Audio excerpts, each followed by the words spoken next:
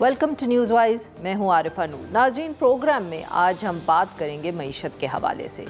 जैसे जैसे अब बजट की तारीख भी अब कहना ज़रा मुश्किल है, क्योंकि आज ही इत्तला आई कि शायद 4 जून को जिस तरह सब उम्मीद कर रहे थे बजट अब प्रेजेंट पार्लियामेंट में नहीं होगा, नई तारीख का भी तयन नहीं हुआ।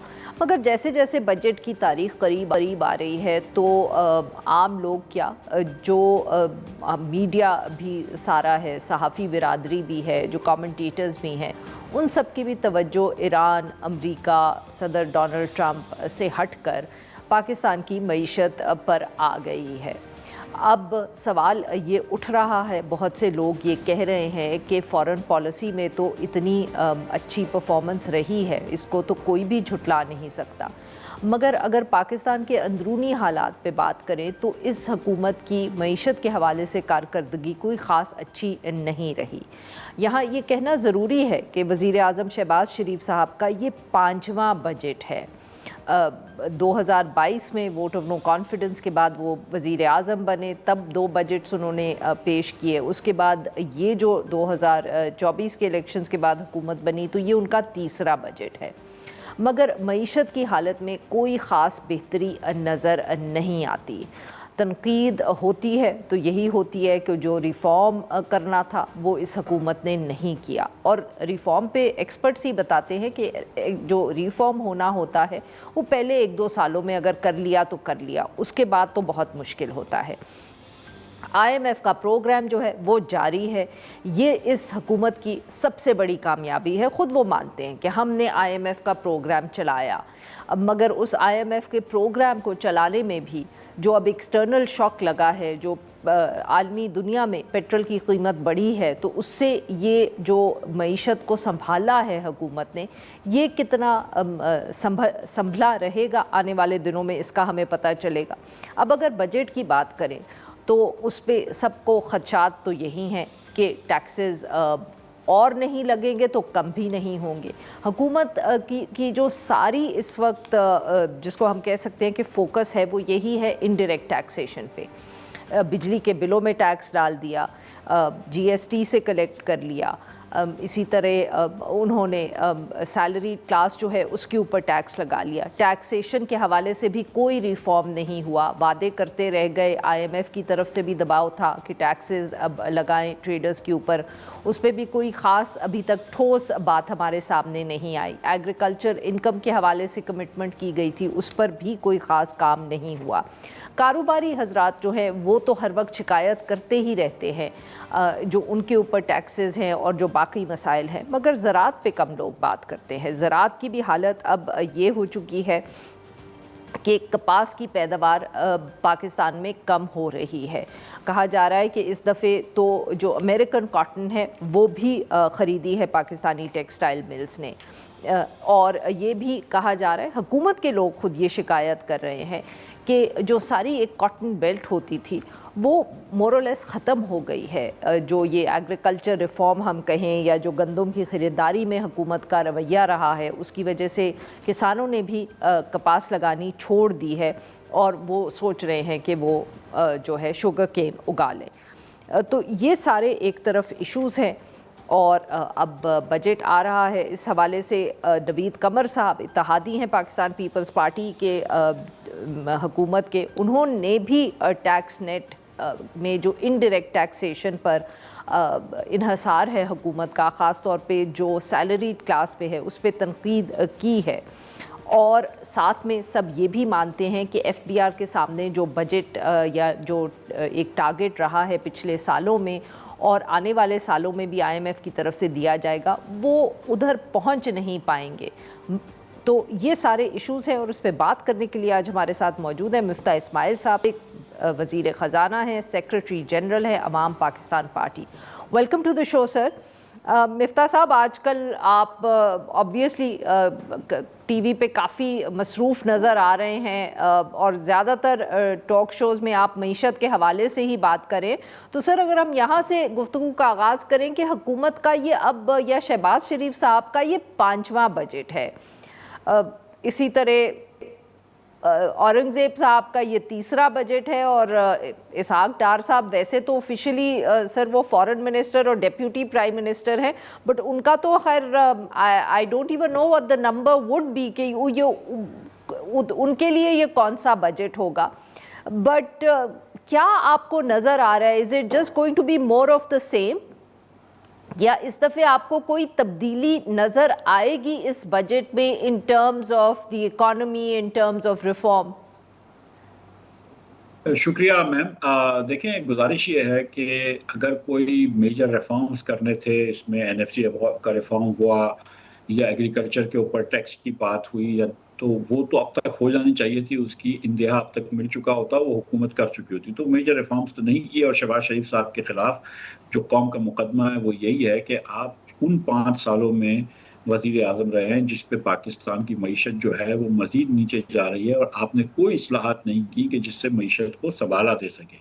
बातचीत आपकी बड़ी अच्छी है, तकारीर बहुत अच्छी फरमाते हैं, दिल से तकारीर करते हैं, लोगों के दुख और दर्द की बात करते हैं, लेकिन दुख दर्द देते रहते हैं बात जितनी भी करें.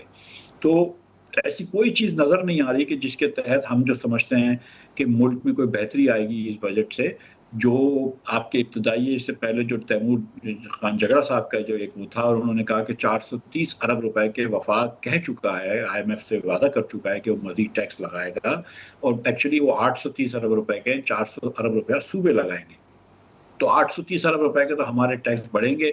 इसके अलावा 2000 अरब रुपए की टैक्स में इसलिए इजाफा होगा क्योंकि महंगाई बढ़ गई है, तो चीज़ें महंगी होंगी तो उनको मज़ीद टैक्स मिलेगा.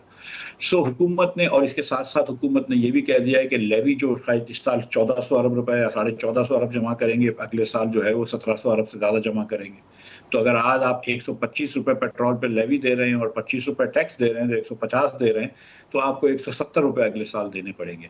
तो ऐसी कोई चीज़ नज़र नहीं आ रही शहबाज शरीफ साहब के प्लान में कि जिसके तहत आप ये कह सकें कि लोगों को कोई राहत या सुकून मिलेगा, या जो पाकिस्तान में जो बढ़ती हुई गुर्बत है उसमें कमी आएगी, या बढ़ती हुई बेरोज़गारी है उसमें कमी आएगी, या जो पाकिस्तान की मईशत जो है, जो पाकिस्तानी औसतन जो गरीब हो रहे हैं 2018 के मुकाबले में 2025 में गरीब हो गए, 2014 के मुकाबले में भी 2025 में गरीब हो गए. तो ये जो हमारे गुर्बत का सफ़र है इसमें कोई रुकावट आएगी ऐसा कुछ नज़र नहीं आ रहा. सर, अब ये जो रिफ़ॉर्म का आपने ज़िक्र किया, अब आपने एनएफसी की बात कर दी, तो उस पर अभी गुफ्तगू कर लेते हैं. बहुत कयासराई थी कि कुछ हो जाएगा. अब क्या ये मुमकिन है कि इस वक्त बजट पास कर दिया जाए और इसके बाद एनएफसी के हवाले से कोई फ़ैसला हो जाए, या बजट में ये सूबों से कमिटमेंट ले ली जाए कि कुछ खर्चे जो हैं उनका बोझ वो बर्दाश्त करेंगे, जैसे बिस पे बात हो रही है. आपने नोट किया होगा कि बिलावल भुट्टो जरदारी साहब जो आजकल कैंपेन कर रहे हैं गिलगित बल्तिस्तान में, वो हर तकरीर में बिस का जिक्र कर रहे हैं. जी, इत्तेफाक है कि एक सिंध में बहुत ज़्यादा हाई प्रपोर्शन बिस के रेसिपिएंट्स हैं, और एक गिलगित बल्तिस्तान में भी काफ़ी बिस के रेसिपिएंट हैं, तो वहाँ पे वो बात कर रहे होंगे. अगर आपने आज बजट पास करने के बाद अगले साल के दरमियान कभी भी आप अमेंडमेंट करते हैं और एनएफसी को चेंज करते हैं, उसके बाद आपको फिर अमेंडमेंट के बाद एनएफसी अवार्ड की कमेटी भी बुलानी पड़ेगी, और उस कमीशन के अंदर से फिर आपको नए वो करने पड़ेंगे. एनएफसी जो 18वीं तरमीम में, उसमें तो सिर्फ इतना कहा गया था कि एनएफसी सूबों के हक में बढ़ सकता है, कम नहीं हो सकता. 28वीं तरमीम अगर आती है और इसमें ये चेंज आ जाता है, इस क्लॉज को हटा देते हैं, उसके बाद आपको कमीशन भी बिठाना पड़ेगा, उसमें भी 2-3 महीने लगेंगे, और उसके बाद वो कमीशन अगर चेंज करता है, सो आई डोंट थिंक कि इस साल में एप्लीकेबल होगा. अब ये आप कर सकते हैं कि जो सूबे की जिम्मेदारियां हैं आईनी तौर पर, लेकिन सूबे जिसके पैसे नहीं दे रहा, मिसाल के तौर पर हायर एजुकेशन है या बिस्प है, ये आप सूबे की जिम्मेदारियां सूबों को सौंप दें, तो वो आपको पैसे बच सकते हैं. लेकिन मेरा जो केस है एनएफसी के खिलाफ, उसमें ये नहीं है कि आप सूबों को ज़्यादा पैसे दे रहे हैं, उसमें ये है कि आप क्योंकि 60% हर आने वाले रुपए का दे रहे हैं सूबों को, तो आज अगर वफाक का 10,000 अरब रुपए का डेफिसिट है, तो वो पूरा करने के लिए आप 10,000 अरब नहीं लेंगे टैक्स, आप 25,000 अरब लेंगे, और 15,000 अरब आपको पहले सूबे को देना पड़ेगा. तो ये मेथडोलॉजी गलत है. तो इसीलिए हम ये कह रहे हैं कि जो 12,000 अरब रुपए आप लेते हैं उसका तो पहले आप 60% दे दें, लेकिन बाद में वो सिर्फ 20% दें. So but I think it's too late now for this year. اچھا سر، جو ایگریکلچر ہے اس کے حوالے سے بہت کم گفتگو ہوتی ہے. آبویسلی جو بزنس کمیونٹی ہے، کارپوریٹ سیکٹر پہ ٹیکسز ہیں، بجلی کی قیمت سے جو نقصان ہوتا ہے، وہ تو سب ڈسکشن میرے خیال میں ہوتی رہتی ہے. سیلریڈ کلاس جو ہے اس کے اوپر جو ٹیکسز ہیں اس پر بھی بات ہوتی ہے. ایگریکلچر کے حوالے سے جو شکایات آ رہی ہیں، از دیٹ سم تھنگ جو ہم کہہ سکتے ہیں کہ یہ حکومت کی ہی ذمہ داری ہے، انہی کی پالیسیز کی وجہ سے آج صورتحال یہاں پہنچی ہے، اور آپ اگلے سال کیا ایکسپیکٹ کر رہے ہیں اس حوالے سے؟ دیکھیے، دو اس میں باتیں ہم کر سکتے ہیں. ایک تو یہ کہ جو ہماری زراعت کا جو شعبہ ہے وہ پاکستان میں بہت ہی تکلیف میں ہے. 2 سال پہلے جب مسلم لیگ نون نے وعدہ خلافی کری تھی اور گندم نہیں خریدا تھا تو آپ نے بہت سارے فارمرز کی جمع پونجی ختم کروا دی تھی. اور اس سال جو گندم کم نظر آ رہا ہے اب تک، اس کی وجہ بھی ایک بڑی یہ ہے کہ گندم پنجاب میں خاص طور پہ کم پیدا ہوا ہے. ہمارے بہت سارے لوگ جو ہیں اس بات پہ پریشان ہوتے ہیں کہ کیونکہ شوگر مل مالکان جو ہیں وہ عموماً وزرائے اعظم یا ان کے رشتہ دار ہوتے ہیں، اور بڑے ہر پارٹی کے اندر اور بڑے پاورفل لوگ ہوتے ہیں. تو شوگر مل جو ہے وہ چاہتی ہے کہ شوگر فارمرز کو پریفرنس دی جائے. تو شوگر کا جو ہے وہ فارم لینڈ کا ایریا بہت بڑھ گیا ہے اور کاٹن کا کم ہو گیا ہے.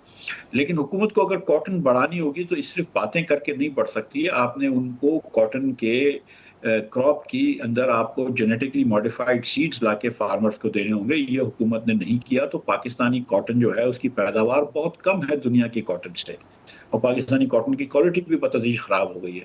تو ہمارا کاٹن کا فارمر جو ہے وہ کمپیٹ نہیں کر سکتا دنیا سے. تو وہ بولتا ہے یار چلو گنا ہی اگاڑ لو کیونکہ ایک زیادہ ہارڈی کراپ ہے. تو آپ کو ایک انشورنس دینا پڑے گا کیونکہ کاٹن ایک سینسیٹیو کراپ ہے، تاکہ اگر خدا نہ خواستہ اس کا کراپ فیل ہو جاتا ہے تو فارمر بھوکا نہ مرے. دوسرا، آپ کو اس کو جینیٹکلی ماڈیفائڈ وہ دینا پڑے گا، اور پھر آپ کو ریشنلائز پانی کی پرائس بھی کرنی پڑے گی.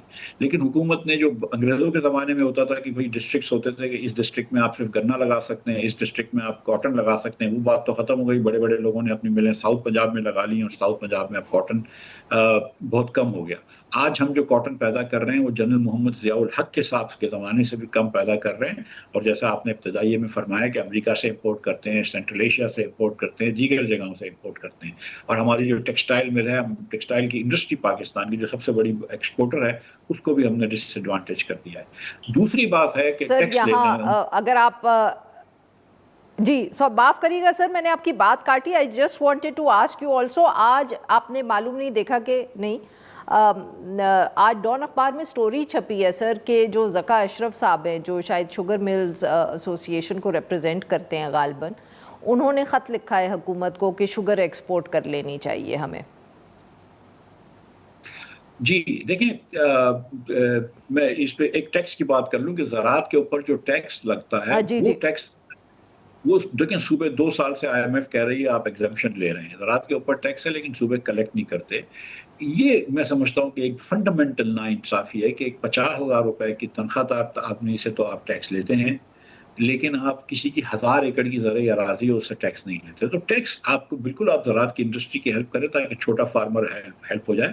لیکن جو بڑے بڑے ذمہ دار ہیں جن کی 1000 یا 200 ایکڑ یا 500 ایکڑ زرعی اراضی ہو، ان سے تھوڑا سا ٹیکس لینا چاہیے اس سے پہلے کہ آپ کسی 50,000 روپے کی نوکری کرنے والے سے ٹیکس لیں. جو ذکا اشرف صاحب کی بات ہے کہ شوگر انڈسٹری ہر سال یہی بولتی ہے کہ ایکسپورٹ کی اجازت دیں، شوگر یہاں پہ بہت زیادہ ہے، لیکن ہم نے پچھلے سال ایکسپورٹ کی اجازت دی اور انہوں نے 7.5 لاکھ ٹن ایکسپورٹ کر دی. پھر سارا سال جو ہے وہ 50 روپے چینی کی قیمت بڑھتی رہی. پھر حکومت نے امپورٹ کری تو ان کو مہنگی امپورٹ کر لی، اور ویسے بھی مہنگی کر لی، مارکیٹ سے بھی مہنگی کر لی. اس کے بعد زبردستی انہوں نے لوگوں کو بیچا.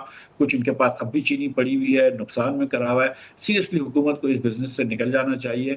اور اب کی بار میرے خیال سے اگر ایکسپورٹ کی اجازت دیتے ہیں تو بہت بڑا اسکینڈل ہو جائے گا، کیونکہ پچھلے سال جو ہے انہوں نے بڑی زیادتی کری تھی لوگوں کے ساتھ اور سارا سال ہم کو مہنگی چینی لینی پڑی تھی. تو اللہ کرے تو اس بار جو ہے وہ حکومت لارجر مفاد میں یہ فیصلہ کرے گی، کیونکہ پچھلے سال آپ نے جو 20-22 خاندان چینی کی مل مالکان ہیں ان کو ہر مہینے کے آپ نے 25 ارب روپے دیے تھے. تو شاید میرے خیال سے پچھلے سال ان کو اچھا منافع ہو گیا، تو اس سال شاید نہ اجازت دیں برآمد کی تو ملک کے لیے بہتر ہوگا. جی ناظرین، یہاں پہ لیتے ہیں ہم ایک چھوٹی سی بریک.